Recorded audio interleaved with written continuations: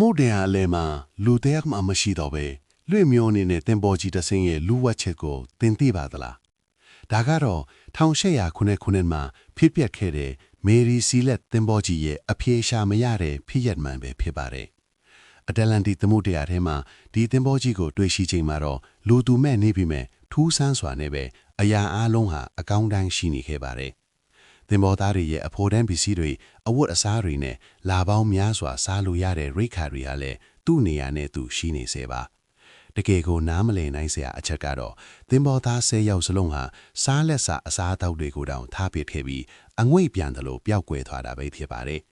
အတန်တမှာခေါ်ဆောင်ခံရတဲ့လက္ခဏာလည်းမရှိသလိုတင်ပေါ်ဟာလည်းဘာအန္တရာယ်မှမရှိပဲပုံမှန်အတိုင်းခိုင်ခတ်နေပါသေးတယ်သူတို့အားလုံးဟာဘာကြောင့်ဒီတင်ပေါ်ကြီးကိုစွန့်ခွာသွားခဲ့ကြတာလဲ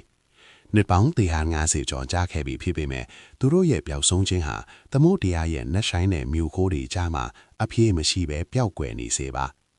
ကဘာကြီးဘလောက်ပဲတိုးတက်လာပါစေကျွန်တော်တို့လူသားတွေလုံးဝခြေရခံလို့မရနိုင်သေးတဲ့တဘာဝတရားရဲ့လိုအပ်ချက်တွေဟာပင်လေပြင်းရဲ့လိုင်းတမိုးတွေအောက်မှာသာဝရကိန်းအောင်နေအောင်မှာပဲ